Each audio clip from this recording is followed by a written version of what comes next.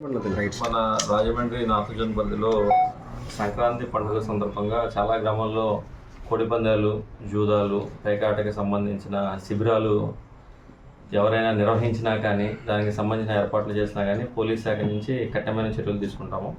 అటువంటి వేటికి కూడా పోలీస్ నుంచి ఎటువంటి అనుమతి లేదు. ప్రజలందరికీ కూడా తెలియపరిచేది ఏంటంటే వాళ్ళ దగ్గర ఏదైనా సమాచారం ఉన్నట్లయితే ఇట్లాంటి శిబిరాలు కానీ ఏదైనా బరులు కానీ ఏర్పాటు చేస్తున్నట్టుంటే పోలీస్ వారికి సమాచారం ఇస్తే వాటిని మేము ధ్వంసం చేయడం జరుగుతుంటుంది. అలానే మా ఎస్పీ గారి సూచనల మేరకు ఆ కార్యక్రమాన్ని చేపట్టాము. గ్రామాల వారీగా కూడా గత సంవత్సరం ఎవరైతే ఇట్లాంటి కార్యక్రమాలు నిర్వహించారో వాళ్ళందరి జాగ్రత్త తీసుకోవడం జరిగింది. ముందస్తు జాగ్రత్త చర్యగా వాళ్ళ మీద బైండ్ ఓవర్లు చేస్తున్నాము. అలానే వాళ్ళ మీద గతంలో పెట్టిన కేసుల యొక్క పురోగతిని కూడా సమీక్షిస్తున్నాము. ఎవరైనా వీటిని ఆసరాగా చేసుకొని అసాంఘిక కార్యకలాపాలకు కానీ అలానే శాంతి భద్రతలు విఘాతం కలిగించినట్లయితే పోలీస్ వారి నుంచి చట్టపరమైన చర్యలు చాలా తీవ్రంగా ఉంటాయని హెచ్చరిస్తున్నాము. అలానే పండుగ అనేది ప్రశాంతమైన వాతావరణంలో సాంప్రదాయబద్ధంగా జరుపుకోవాలని చెప్పి సూచిస్తున్నాము. గ్రామస్తులు కూడా వాళ్ళ దగ్గర ఏదైనా సమాచారం ఉన్నట్లయితే ఎవరైనా వాళ్ళ గ్రామంలో ఇట్లాంటి అసాంఘిక కార్యక్రమాలు నాటుసార, గుండాట, పేకాట, కోడి పందాలు లాంటికి సంబంధించి ప్రోత్సహిస్తున్నా అట్లాంటి ఏమైనా ఏర్పాటు చేస్తున్నా పోలీసు వారికి ముందస్తు సమాచారం ఇవ్వాల్సిందిగా తెలియపరుస్తున్నాము. అలానే ఈ సంక్రాంతి సందర్భంగా, న్యూ ఇయర్ సందర్భంగా గ్రామాల్లో కూడా పలు ఫ్లెక్సీలు ఏర్పాటు చేస్తున్నారు. అంటే ఇతరులను కించపరిచే విధంగా, ఇతరుల యొక్క మనోభావాలు దెబ్బతినే విధంగా ఫ్లెక్సీలు ఏర్పాటు చేస్తున్నారు.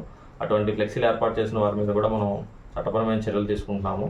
ఫ్లెక్సీలు ఇతర వర్గాల వారిని రెచ్చగొట్టే విధంగా ఉండకూడదు. అలానే ఫ్లెక్సీలు ఏర్పాటు చేసుకుంటే ఖచ్చితంగా పంచాయతీ వాళ్ళు, రెవెన్యూ వాళ్ళ పర్మిషన్స్ తప్పనిసరిగా తీసుకోవాలి.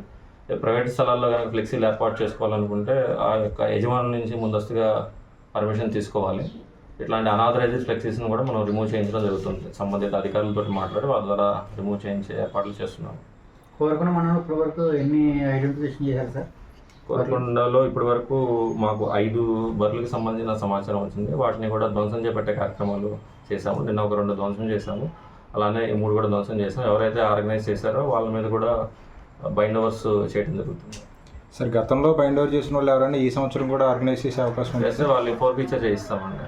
వైలేషన్ జరిగితే వాళ్ళ మీద ఫోర్ఫీచర్ చేయిస్తాం. కేవలం ఇప్పుడు మన కాన్స్టెన్సీకే చేశారు. గోకవరం లిమిట్స్ కూడా మీదే కదండి. అక్కడ ఏమన్నా అలానే గోకవరంలో కూడా ఐడెంటిఫై చేసామండి.